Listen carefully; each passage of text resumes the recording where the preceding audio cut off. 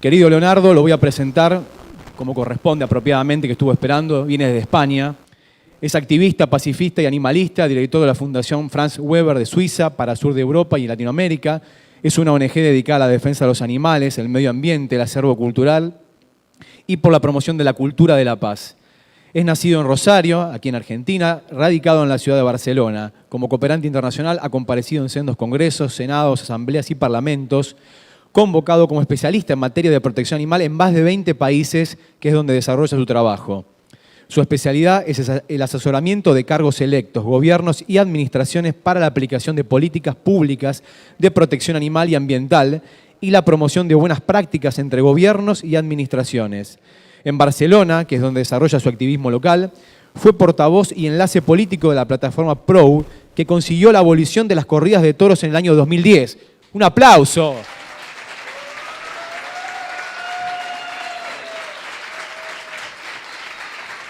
Mediante una iniciativa legislativa popular.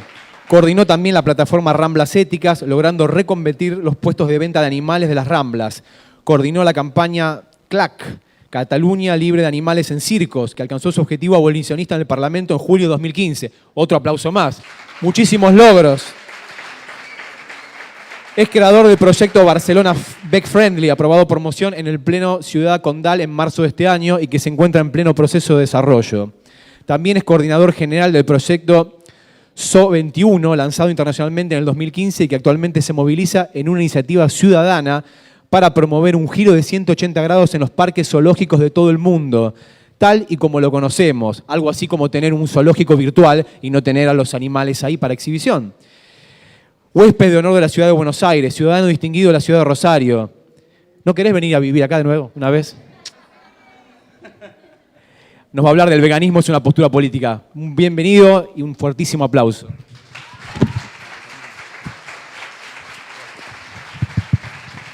Hola. Bueno, buenas tardes a todos, a todas. Gracias por estar aquí. Veo muchas caras conocidas que nos hemos encontrado en algunos otros espacios. Y la verdad que es para mí siempre un gusto venir a Argentina y poder hablar en Argentina de vegetarianismo, algo que hace unos años era prácticamente impensable y comienza a hacerse realidad, y más en un evento de este calado, de estas características. Quiero empezar esta charla dando un dato bastante desalentador. Hay un estudio que pueden encontrar en la revista Psychology Today, que es una revista donde escriben muchas personas, entre otras una persona que estuvo estos días, que es Melanie Joy, ha escrito más de un artículo en esta revista. Se ha hecho un estudio sobre la población vegana vegetariana de Estados Unidos. No es que tengan nada en especial, es que la gente que estaba haciendo el estudio es de ahí. Y el estudio confirma que de 7 a 8 personas que se hacen veganas lo dejan en los primeros 3 años de esa carrera, de ese camino. Lo abandonan. Las razones principales son muchas, pero la más importante normalmente radica en una cuestión que tiene que ver con el contexto, que tiene que ver con el entorno en el que se vive. Este no puede ser un dato que podamos pasar por alto. Hay mucha gente que es vegana por sí mismo y me parece muy bien y le felicito y le agradezco que lo sea, pero no es mi caso. Yo en realidad, para mí el veganismo es un activismo político que hago en favor de unos seres que todavía no tienen sus derechos conquistados, que son los animales. Y en definitiva ese activismo político, como fue el sufragismo hace 70 años o como fue el abolicionismo de la esclavitud humana hace algo más, ese activismo político en definitiva lo que pretende es un resultado final, y ese resultado final es la liberación animal, no que yo me sienta mejor, no que yo esté más sano, no que mi espíritu se conecte con la Pachamama, ni nada por el estilo. Todas esas cosas son importantes para cada persona por lo individual, pero lo político es todo lo contrario a lo individual. Yo les voy a contar un elemento, quienes me escucharon la vez pasada, ¿qué año fue? No me acuerdo qué año fue la vez pasada. Sí, 2013, que estuvimos por acá. Bueno, en 2013 empecé la charla preguntando quién era idiota. Porque la palabra político en la antigua Grecia quería decir aquel que se preocupaba por los asuntos comunes, aquel que se preocupaba por los asuntos colectivos. Y los griegos le llamaban idiota aquel que se preocupaba solamente de sus asuntos personales. Era la palabra con la que se referían a aquel que no se preocupaba por la polis, por la ciudad en la que vivía. Entonces, yo no tengo ningún problema que haya gente idiota, pero evidentemente el hecho de que nosotros podamos organizarnos en una movilización social, en generar toda una serie de dinámicas para cambiar cosas que no nos gustan, nos hace seres profundamente políticos. Y es una palabra desprestigiada en esta época, muy desprestigiada. Pero sin embargo es una palabra que responde a una realidad anterior, que es la sociedad en la que vivimos. Siempre digo que la sociedad en la que vivimos es tan imperfecta que hemos inventado la política como mecanismo para cambiarla. La política es un mecanismo totalmente imperfecto, totalmente sucio, totalmente impuro, si se quiere, pero es el mecanismo que tenemos para cambiar la sociedad. Y cuando hablo de política no hablo de partidos, no hablo de política institucional, no hablo de ser senadora, senador, cargo electo, intendente. Compañero, ¿cómo andamos? Muy bien. No hablo de nada de eso.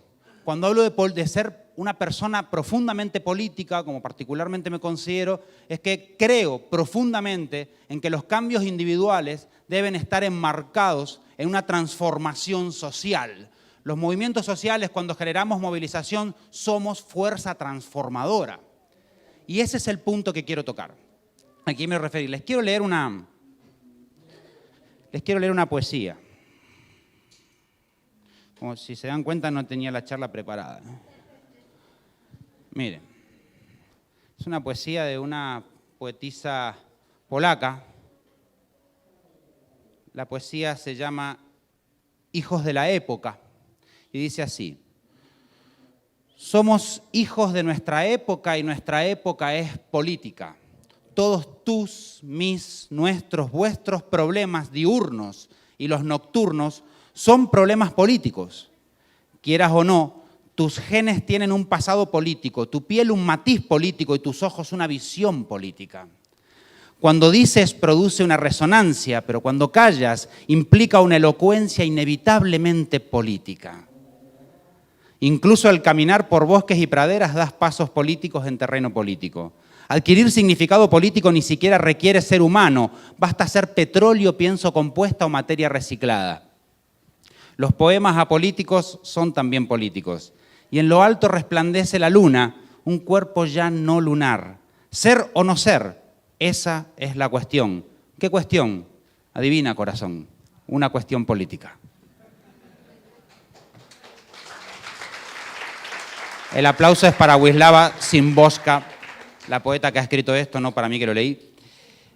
En cualquier caso, yo pienso que la reflexión que hace la poetisa es analizable desde una visión que tiene que ver con la relación con nosotros mismos, si se quiere, porque, fíjense, cuando yo escucho argumentos para avanzar en materia del vegetarianismo basados en la salud, me parecen argumentos fundamentales, donde hay una chinche, argumentos fundamentales para que la gente no tenga miedo de ser vegetariana, porque también hay otra cuestión, yo ahora esto lo pongo acá a debate y puede ser que salga cualquier cosa, pero si no fuéramos omnívoros, si fuéramos carnívoros y no pudiéramos ser vegetarianos, probablemente no tendríamos estos debates aquí.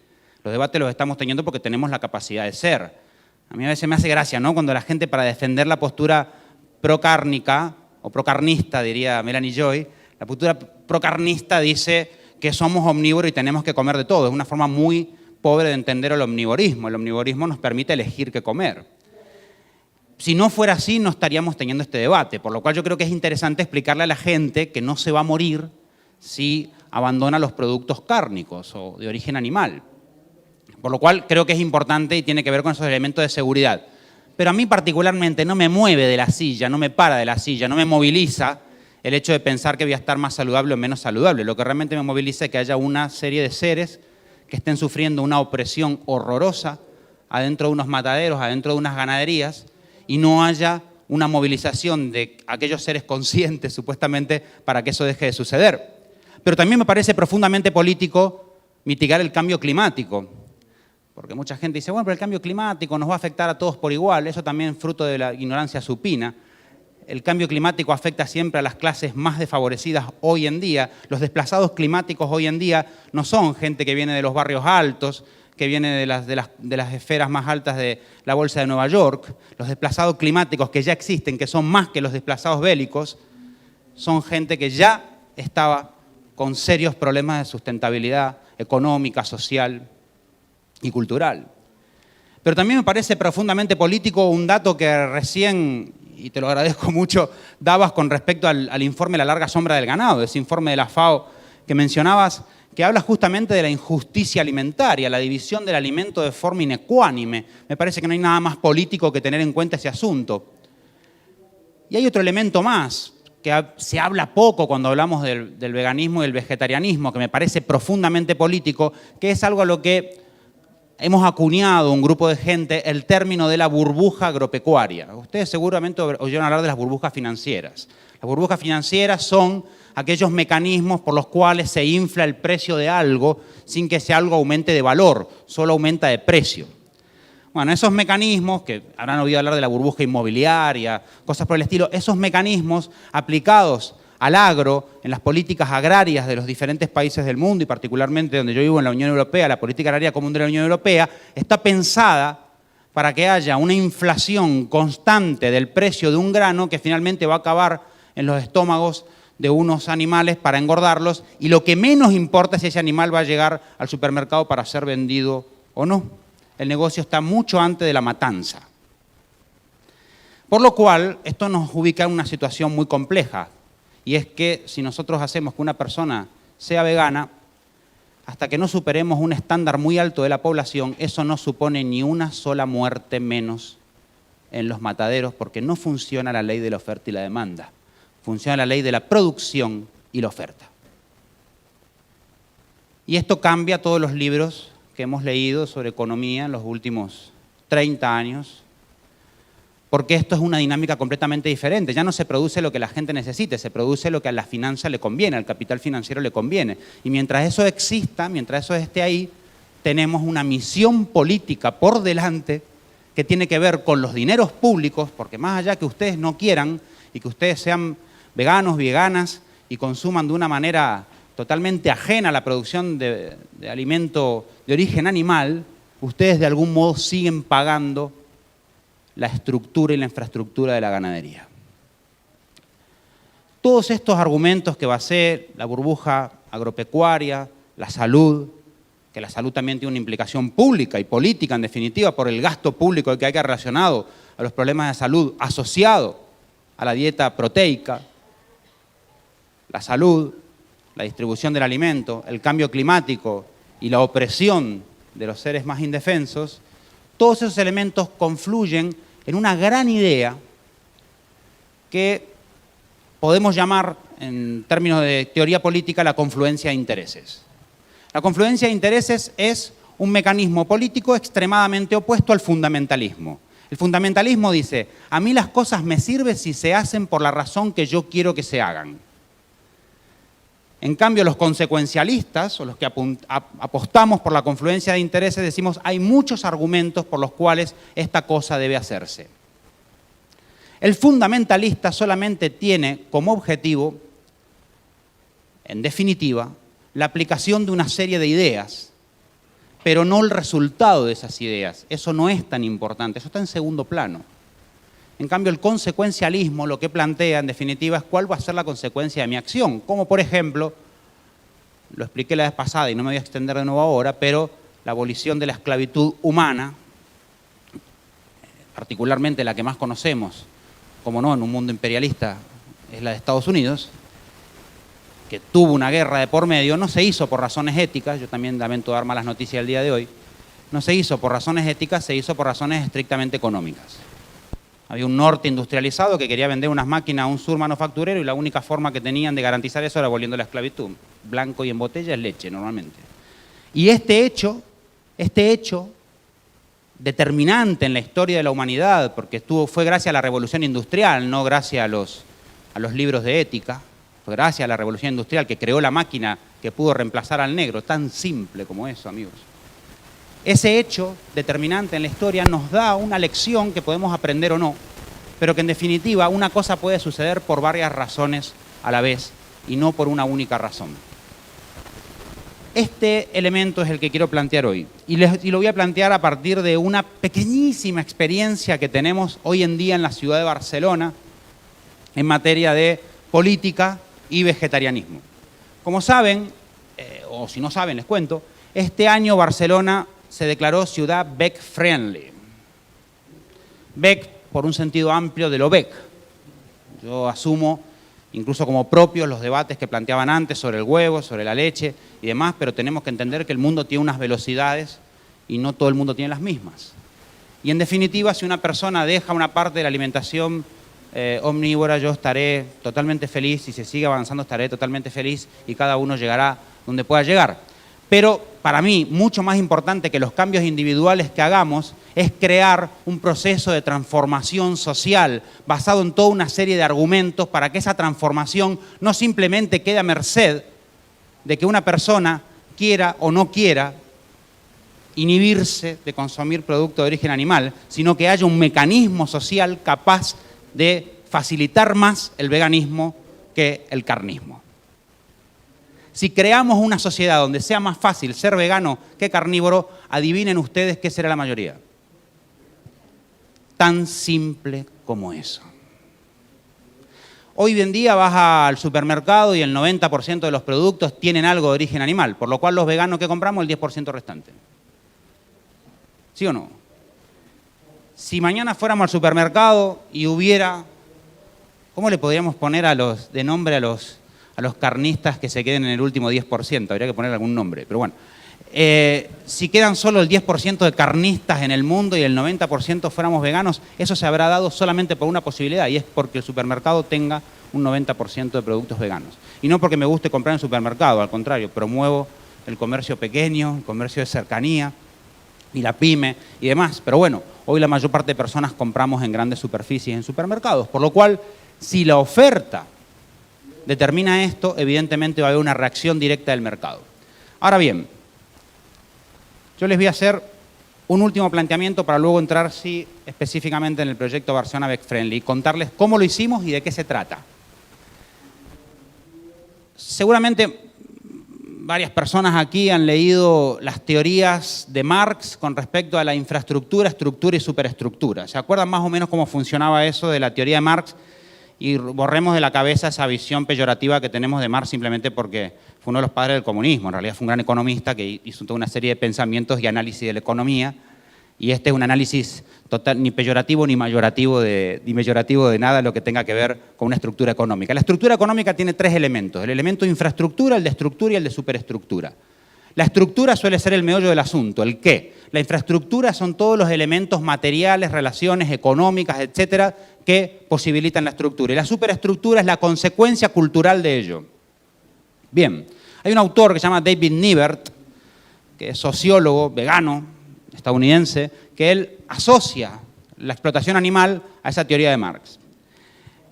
Y para mí es brillante el planteamiento del tipo, porque el tipo dice, ¿qué es lo que hoy genera la matanza de animales tal y como la conocemos hoy en día? Una superestructura que son relaciones políticas, los camiones que los trasladan, el pienso que los engorda, la ganancia de uno, etcétera, etcétera, el poder asociado y relacionado, etcétera. ¿Qué es la estructura en sí? Es la matanza, la estructura es la matanza. ¿Y qué es la superestructura? El especismo. Lo que hoy nosotros creemos que es la causa de la explotación animal, que es la discriminación de un ser en función de su especie, en realidad es la consecuencia que usamos para poder de algún modo legitimar un comportamiento horroroso como es tragarse un bicho que quiere seguir viviendo. Ese comportamiento tiene que tener una solución. No sé si oyeron hablar alguna vez de las disonancias cognitivas. Es un proceso que funciona en nuestro cerebro tratando de remendar aquello que no podemos solucionar y que hace que nuestro comportamiento no sea de algún modo adecuado, y siempre tratamos de encontrar algún tipo de argumento que nos haga pensar que sí que es adecuado. El ser humano individualmente funciona así, que nos hace pensar que socialmente funciona de otra manera. Por lo cual, esa superestructura, que es la consecuencia de algo, jamás puede ser el principio de la destrucción de ese algo.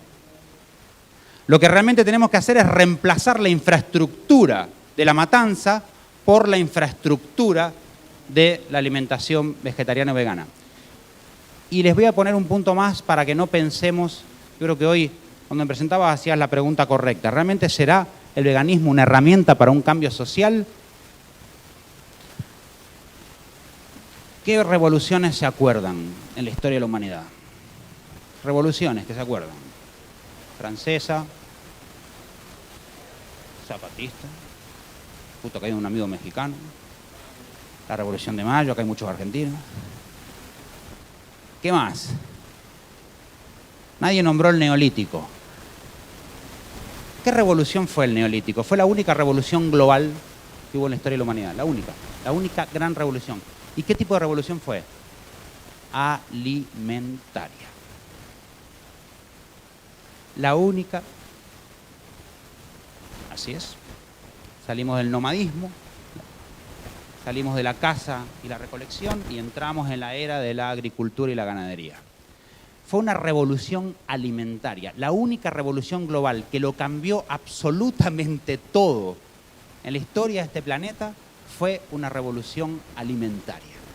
Por lo cual, cuando a veces me dicen que ustedes están haciendo la lucha hippie, yo les digo, sí, la lucha hippie, no te jode, estamos realmente frente a un cambio de paradigma absoluto en todo lo que son las relaciones económicas y sociales de este planeta.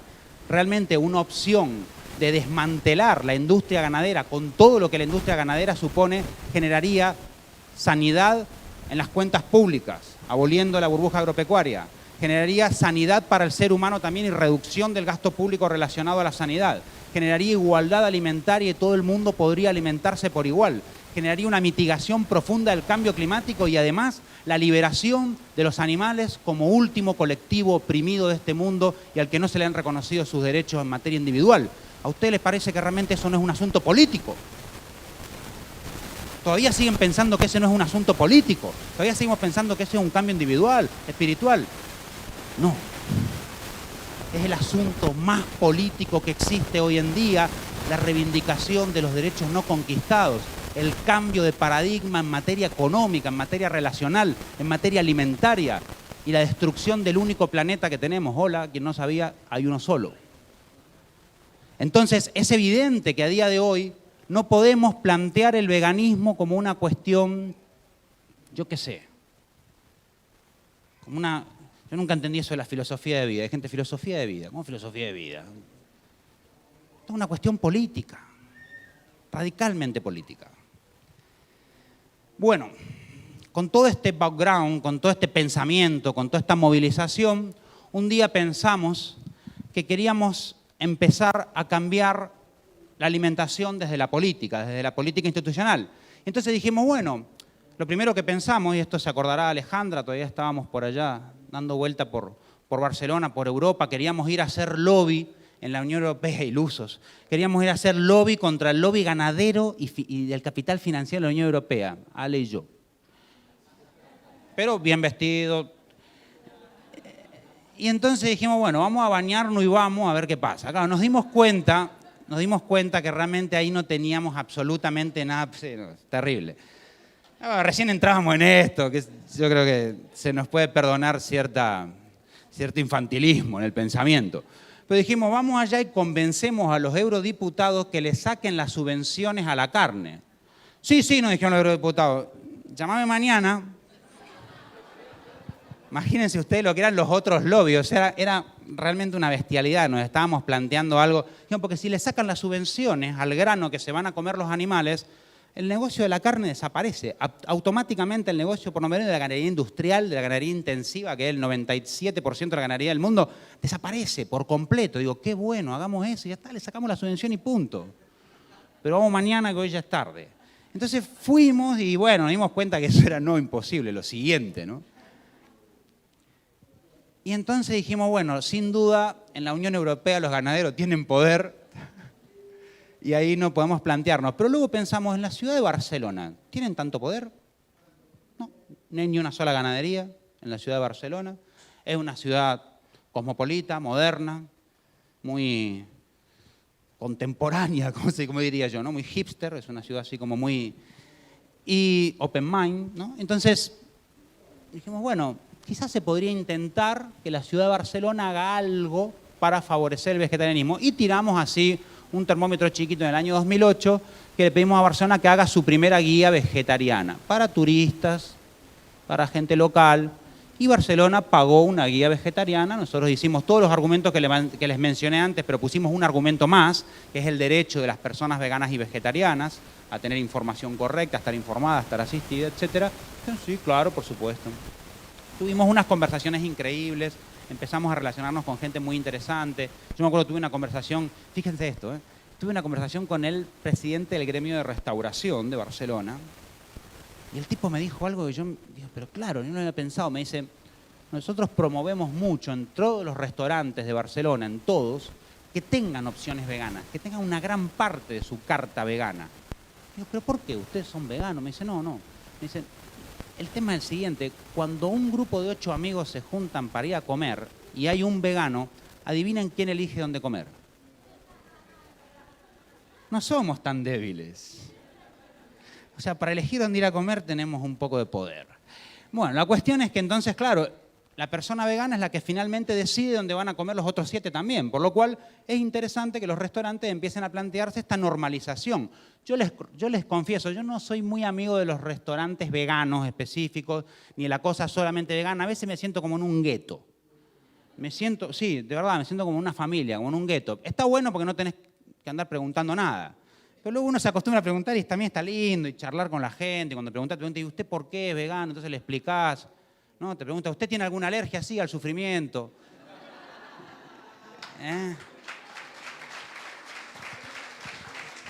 Pero bueno, voy a bajar un poco, estoy a punto de hacer un stand-up en cualquier momento.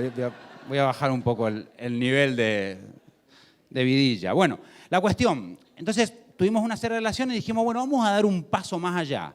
Barcelona se había declarado hacía muy poquito gay friendly y dijimos, vamos a intentar declarar Barcelona ciudad veg friendly, a ver qué pasa.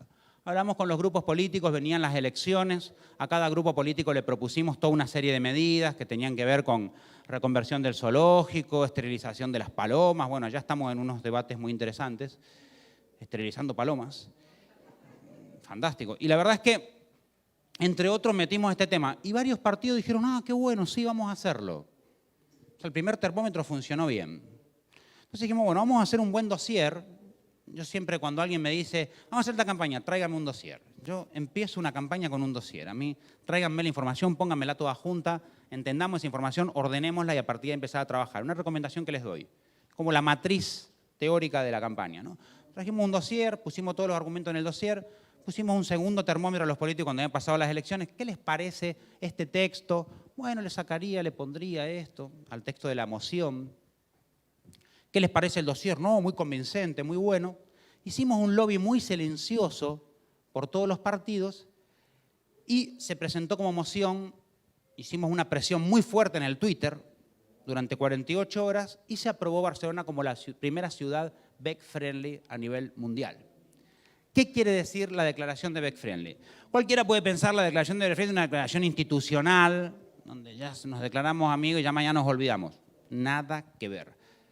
La declaración de Barcelona Veg Friendly supone toda la puesta en marcha de una serie de políticas públicas desde, 1, crear una oficina dentro de la ciudad de Barcelona gestora de la política pública Barcelona Veg Friendly con gente dedicada a trabajar exclusivamente en este elemento.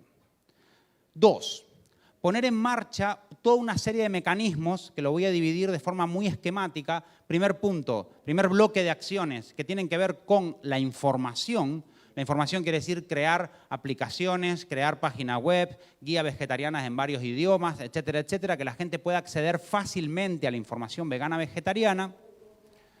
2, crear un pack de fomento.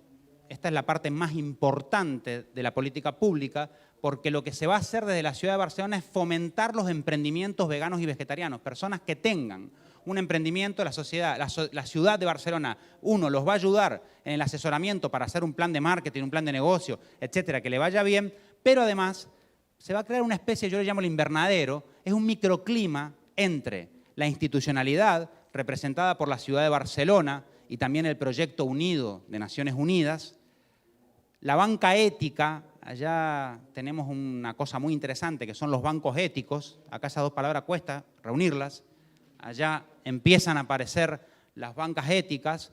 Hemos puesto también en la mesa la banca ética. La Asociación de Banca Ética de España se ha sentado en la mesa de Barcelona Veg Friendly.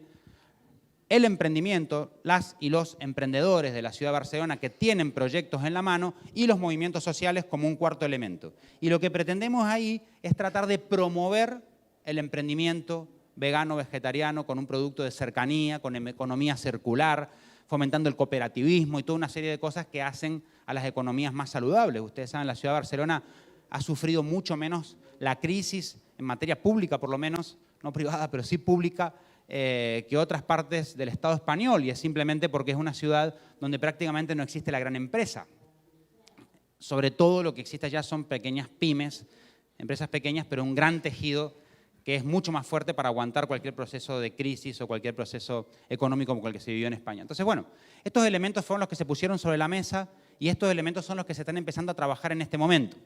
Barcelona, además, va a crear toda una serie de dinámicas que tienen que ver con la formación. Por ejemplo, dar formación a bares, restaurantes, hoteles, etcétera, de cocina vegana, por ejemplo, de chefs veganos, que van a dar formación para que cada vez más estos espacios tengan una parte de su carta cada vez más amplia, vegana, vegetariana, o por lo menos que cualquier plato que tengan en carácter omnívoro pueda reproducirse, que es para mí el modelo ideal, intentar de que cualquier plato que se tenga en carácter omnívoro se pueda reproducir a vegano en un restaurante. Bueno, todo eso es una cosa que se va a poner en marcha.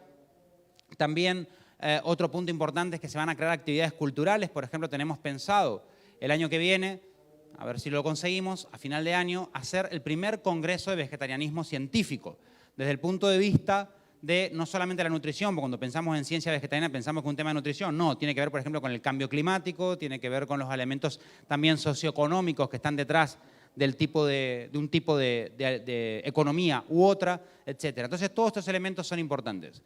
Hay un argumento más que me olvidé de comentarles, que es el argumento del turismo, un tema que pusimos sobre la mesa también para los regidores, que son como los concejales allá en Barcelona. Un tema que pusimos sobre la mesa fue la importancia del turismo. Miren, hicimos una encuesta a pie de calle y preguntamos a la gente que nos pedía la guía vegetariana en aquel momento, en el año 2009-2010, les preguntábamos toda una serie de datos y entre esos datos intentábamos saber el modelo de consumo que esa gente tenía. Una cosa que nos pareció súper interesante de la gente vegana y vegetariana es que se reproduce poco. Sí, ¿no? En general se reproduce poco. Y entonces esos son lo que se llaman los salarios DINK, que son Double Invoice No Kids. Esos salarios son muy importantes porque ese tipo de gente tiene una forma de consumo que en el caso del turismo equivale casi a la misma cantidad de dinero que gasta alguien de clase alta, alguien de high class, con la diferencia que la high class consume hoteles 5 estrellas, que son cadenas internacionales cuyo dinero no queda en la ciudad de Barcelona, y también compran Dolce & Gabbana y ese tipo de comercios cuyo dinero no mejora la vida económica de la ciudad de Barcelona. Sin embargo, los salarios DINK de gente concienciada en materia de veganismo, ecología, etcétera, etcétera, consumen en producto local, biológico, ecológico, que también es caro, viven otro tipo de experiencias y, en definitiva, eso genera un enriquecimiento mejor para la ciudad en materia turística. Una ciudad que está reflexionando muy profundamente su modelo turístico. Así que eso también sirvió. La idea que ahora estamos planteando desde Barcelona es crear, a partir de que Barcelona ya sea un ejemplo claro de la primera ciudad del mundo en fomentar el vegetarianismo, es una cosa bien particular, cuando esto ya sea un hecho, que seguramente será a finales del 2017, y esto esté, digamos, caminando, la idea es crear una red de ciudades veg-friendly en todo el mundo. Crear una red de cooperación, de ayuda mutua de diferentes ciudades para poder desarrollar esto y sobre todo que otras ciudades que tengan esta idea puedan copiar el modelo de Barcelona y nosotros podamos dar una hoja de ruta relativamente simple, fácil de seguir y demás para que esto se pueda llevar adelante. Este es un poco el proyecto que yo les quería venir a explicar hoy, el proyecto de Barcelona Veg Friendly. Yo ahora, no sé si tenemos unos minutitos para preguntas. Solamente quiero acabar mi intervención con una idea final. Y esa idea final la voy a tomar de un cuento, un cuentito. Miren, en este movimiento nuestro, ustedes saben que aflora, para mi gusto, demasiado el romanticismo, ¿no? Ese tema romántico nos gusta. Yo entiendo que en otros movimientos sociales el romanticismo fue importante porque hacía que el oprimido pierda el miedo y luche. Pero eso en nuestro movimiento no va a pasar. Entonces, como eso no va a pasar, yo diría que cortemos un poco el rollo del romanticismo Porque no lleva a ningún lado, amigos. O sea, sinceramente esto es una lucha que hay que ganar y punto. Esto es una lucha que tenemos que luchar hasta la última gota de sangre, hasta que consigamos la liberación animal. Pero este tema de romanticismo yo creo que lo podemos ir dejando de lado. Y es verdad que el movimiento a veces nos arrastra un poco a esta visión romántica de la lucha. Y es bueno. Pero creo que tenemos que aprender a permanecer un poco ajenos. Entonces ahí es cuando les cuento este cuentito. Este cuentito es de un sapo, un sapito. Se llama José. Resulta que el sapito José se encuentra un día que ya no es renacuajo y es sapito chiquito. Y se encuentra con un montón de sapitos alrededor. Ustedes saben que esto es verdad, ¿eh? Las ranas ponen los huevos como en unos pozos que tengan siempre un poquito de agua para evitar que cuando los sapitos y los renacuajos son muy chiquitos sean depredados, o sea, que no venga un depredador y se los coma. Entonces, esto es una realidad, esto que estoy contando pasó. Bueno, entonces estaban ahí José con los amigos, claro, yo para demostrar que no estoy mintiendo. Estaba José con los amigos ahí y entonces resulta que uno de ellos dice, miren amigos, estamos intentando saltar y salir de aquí todo el tiempo y esto yo creo que no se puede. O sea, realmente somos muy chiquititos y el pozo es muy profundo, no vamos a salir nunca. Y si encima gastamos energía, se va a acabar ante el alimento. Entonces lo mejor es que esperemos que alguien nos venga a salvar. Bueno, todos dijeron la verdad que este tipo tiene lógica, la naturaleza no nos va a poner acá sin tener previsto un plan de salvataje. Y entonces lo mejor que podemos hacer es esperar para que no se nos acabe el alimento tan pronto. Y José siguió saltando. O sea, José saltaba y pegaba en un lado, buscaba la estrategia, José pegaba en un lado, pegaba en el otro, se caía así para atrás. José, pará, le decían, pará, José, eso es muy pesado, José. Quédate quieto, no te das cuenta que te va a gastar el alimento de todos. Y José no hacía caso. José seguía saltando, hasta que un día José encuentra la vuelta, pega en un lado, pega en el otro, hace un caminito así, sale. Se va. Y todos los otros copian el sistema y se van detrás de José, entonces le van a agradecer. José, te queremos agradecer muchísimo que nos hayas mostrado el camino. Vos, José, sos un iluminado, un tipo adelantado a tu época. Bueno, le decían unas cosas terribles, José. Y José no respondía hasta que se dieron cuenta que José era sordo. Muchas gracias.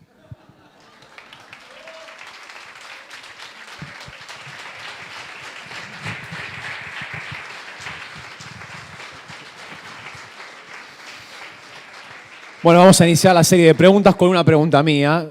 Ante la reticencia a venir a volver a Buenos Aires y demás, y habiendo sido argentino y demás, y conocer la idiosincrasia de nosotros, ¿crees aplicable, meramente imposible, utopía la aplicación de una ciudad como Buenos Aires, Back Friendly? ¿Se puede hacer perfectamente? ¿Considerás que hay posibilidad?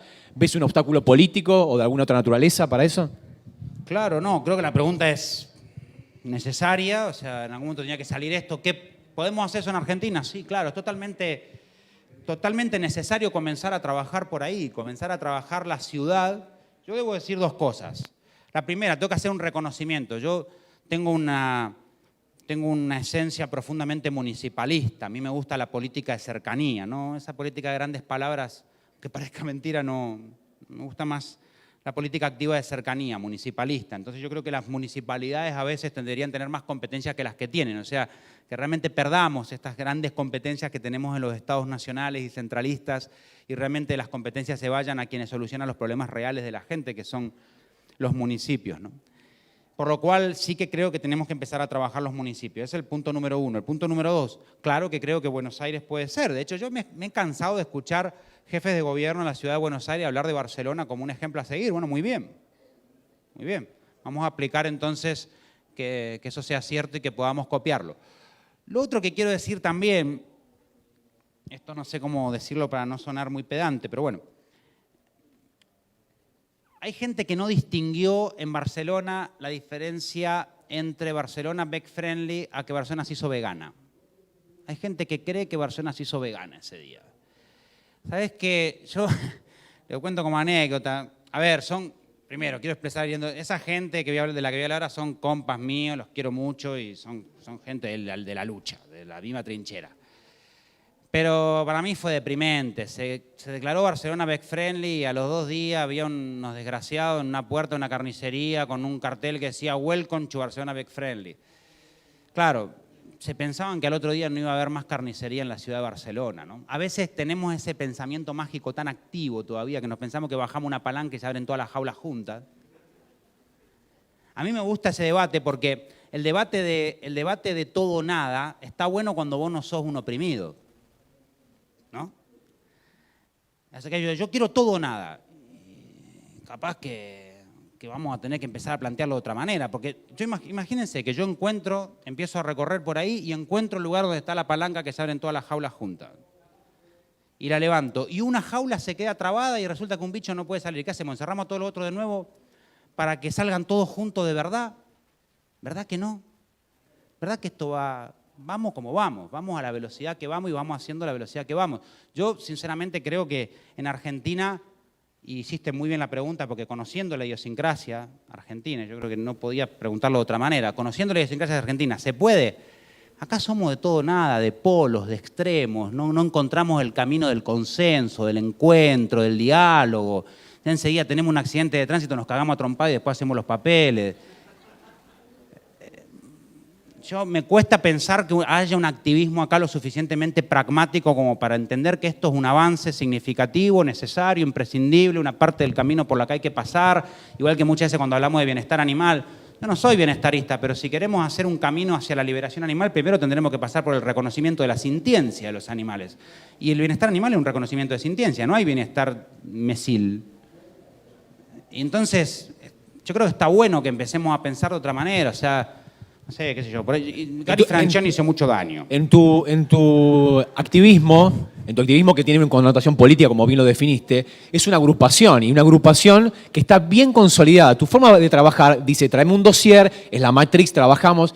Yo lo que digo, que lo que vemos nosotros los activistas de acá en Argentina, es que somos 4 o 5 gatos locos que generalmente estamos definiendo a ver quién es más vegano que el otro. No, pero yo soy más vegano que vos. No, pero yo tengo la empanada más rica que la tuya. Entonces digo, Melanie hoy nos hablaba de activistas o estrategias activas eficaces que produzcan un impacto positivo en la sociedad. Y ella decía, hay que trabajar las organizaciones como si fueran empresas, sin beneficios económicos, pero como empresa. Súper profesional. Claro.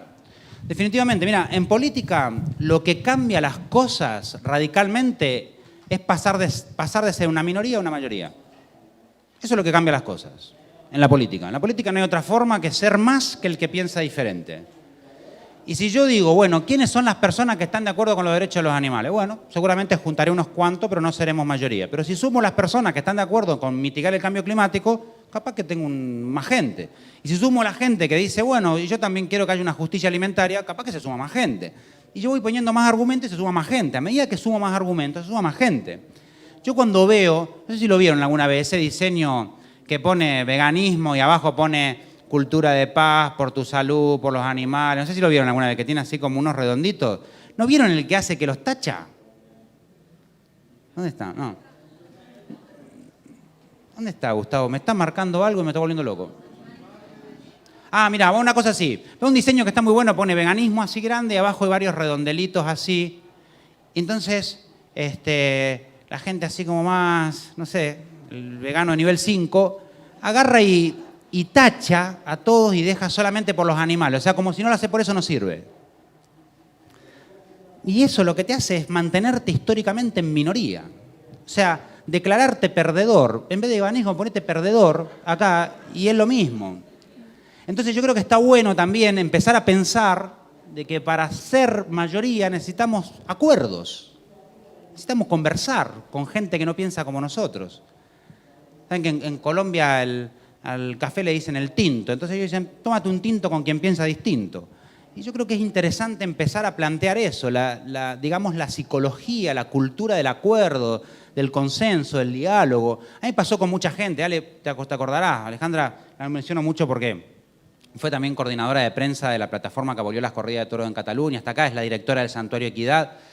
Y yo creo que hay un caso que nosotros tuvimos muy simple. Cuando se abolieron las corridas de toros en Cataluña, el día que se abolieron las corridas de toros, vino un diputado, el francés Pané, a decirme que se había hecho vegetariano porque había escuchado demasiado sobre el sufrimiento de los animales. Estábamos hablando solamente de corrida de toro y el tipo vino a decirme eso, ¿no?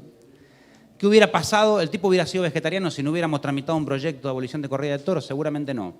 Hay que creer en esa visión política del mundo. Entonces, pasar de ser un movimiento social a una sociedad en movimiento, pasar de ser un pequeño grupo de personas a una mayoría, tiene una pequeña diferencia, el éxito. Acá yo tengo otra pregunta. Bueno, hace un rato te comentaba el proyecto que está en Patagonia con el tema del etiquetado y me sumo a lo que dijo Hugo y al final de tu charla de recién respecto al todo o nada. El gran problema que tiene la campaña en Patagonia es que incluimos una etiqueta que decía Volacto y la comunidad vegana, digamos, de la ciudad de Bariloche, a raíz de eso se fue de la Unión Vegetariana Patagónica, armó su propia Unión Vegana. Entonces, entiendo que en Buenos Aires, y bueno, está pasando también en Patagonia, la ciudad de Rosario, que está en Santa Fe, fue declarada ciudad veg friendly en el 2013, pero fracasó absolutamente. No sé si has tenido contacto con ellos. Entonces, quizás, no sé, alguna inspiración que nos puedas dar como para resolver esto, porque siempre va a haber fundamentalistas que van a querer el todo o nada, y yo creo que son los que ponen más palos en la rueda. De hecho, con Hugo estamos yendo a la legislatura en Ciudad de Buenos Aires, nos están recibiendo legisladores que no necesariamente son 100% veganos y nos están escuchando más que los propios veganos. Yo sí soy vegana, pero no tengo ningún problema en que haya como un estadio intermedio, quizás en algún tipo de diálogo. Pero bueno, eso es lo que nos está pasando acá en Argentina como comunidad. 3 reflexiones. La primera, no sé, ¿saben el chiste ese que dice que qué pasa si se juntan 10 personas veganas? Salen 10 asociaciones veganas. Y de toda reunión pasa lo mismo, sí. Es desesperante.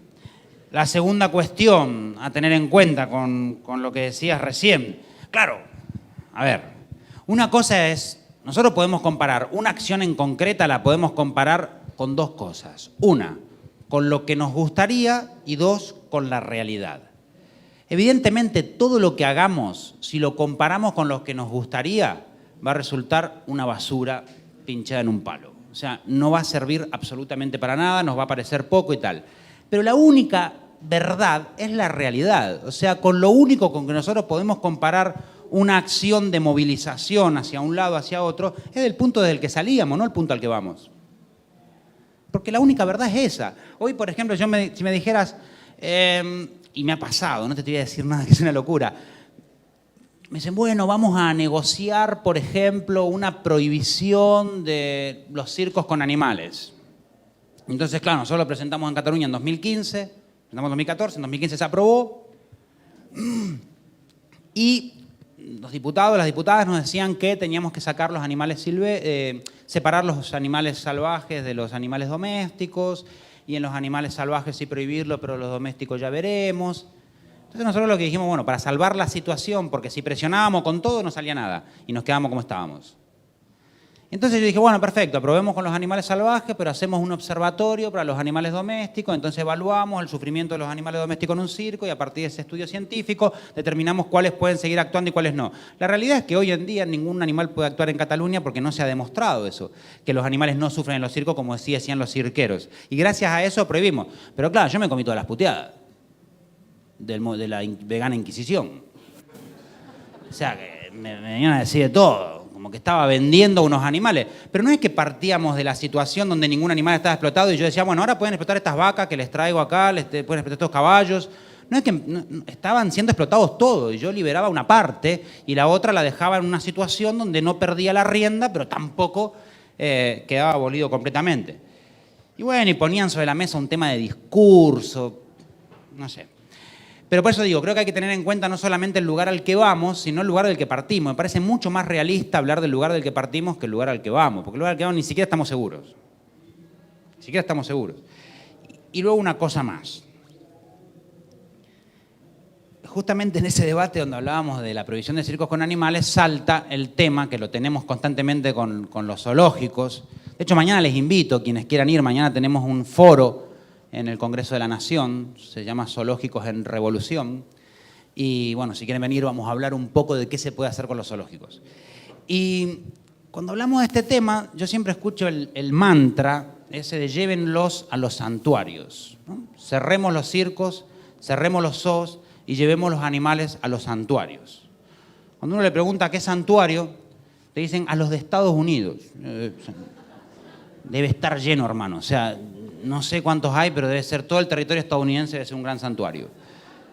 Porque si cerráramos todos los zoológicos del mundo, todos los circos del mundo y los mandamos para allá, yo no sé, sería creo que la mejor estrategia para acabar con Trump.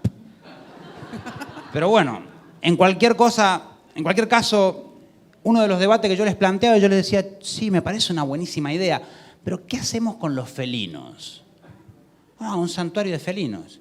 Ah, está bien. ¿Y qué les damos de comer? Ah. Bueno, no sé, que se arreglen en el santuario. Digo, no, pero ¿y si lo pones vos el santuario y te llevamos los felinos ahí, qué le daría de comer? No, bueno, eso es un problema terrible, porque claro, le habría que darle como unas cuantas vacas. Le digo, un tigre se come unas cuantas vacas durante todo el resto de que le quede de vida. Y digo, ¿qué hacemos? ¿Matamos las 40 vacas o matamos al tigre?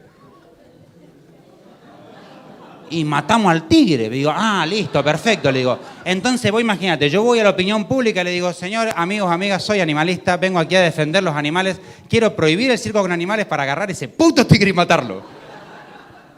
¿Cómo yo le explico a la sociedad que quiero el tigre para matarlo? Quiero prohibir el circo con animales porque maltratan los animales, así yo los mato y ya. Y entonces el loco me decía, pero ¿y entonces cuál es la respuesta? La respuesta es que no hay respuesta. Tenemos que aprender a vivir sin todas las respuestas, es inevitable, el ser humano no tiene un cerebro que lo comprenda todo, es fundamental aprender a vivir sin tener respuesta para todo. Ese fue el gran vicio de Gary Francione, pensar que tenía respuesta para todo, repetir como un mantra, como una Biblia, los libros de Francione es el gran error, justamente, porque primero, mentira que tiene respuesta para todo, segundo, las que tiene son una porquería, y tercero, no hay respuesta para todo, no lo hay. Nuestro cerebro no está preparado para todos los pensamientos ni para todas las ideas. Realmente la idea menos antropocéntrica que podemos tener los seres humanos es reconocer nuestra limitación. Y nuestra limitación es entender que el que quiere decidir matar al tigre, que lo mate, y el que quiere decidir matar las 40 vacas, que las mate, y ya veremos cómo hacemos. Pero la realidad es que los animales se comen en la naturaleza, la realidad es que la naturaleza es cruel, es dura, y existen una serie de cosas que no tienen explicación. Yo no sé en qué momento las personas veganas nos hemos creído que tenemos que tener respuesta para absolutamente todo y que tenemos que llegar a un mundo perfecto y hasta que no llegue ese mundo perfecto yo me quedo en Facebook. Así que esperaré la revolución en Facebook, ¿no? Y la verdad es que como medio terrible. Así que yo en todo caso lo que haría es tratar de enfrentar un poco a estas personas, a sus propias limitaciones, que se miren en el espejo, que se encuentren, que sepan que son limitados, porque tampoco tienen una estrategia mejor. Y en cualquier caso, y esto lo voy a decir y que no sirva de precedente, yo creo que tienen que existir. O sea, la vegana inquisición tiene que existir.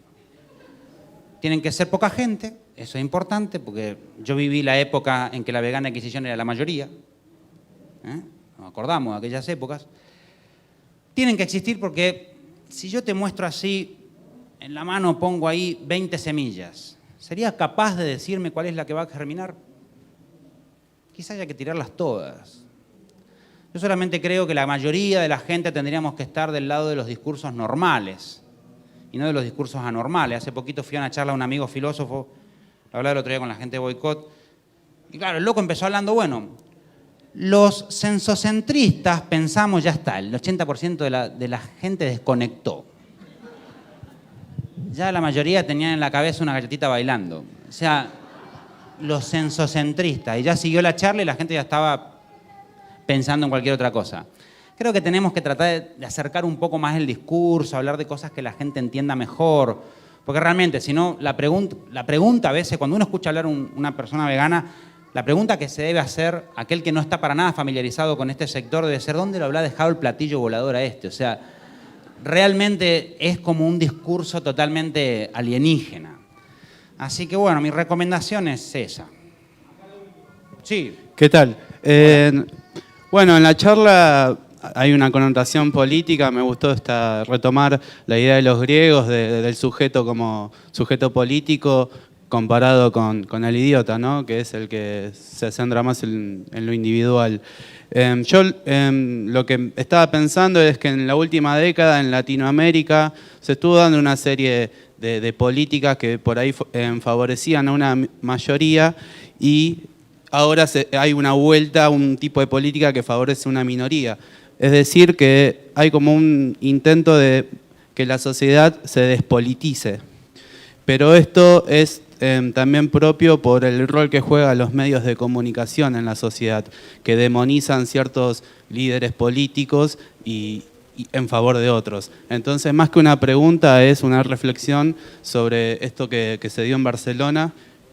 ¿Qué se podría pensar acerca del rol que pueden jugar los medios de comunicación para esta toma de conciencia de lo colectivo que vos hablabas y no que seamos todos idiotas que vamos a lo individual o, como decía él, los emprendimientos veganos que se están todo el tiempo midiéndose a ver quién la tiene más larga, como diríamos acá en Argentina.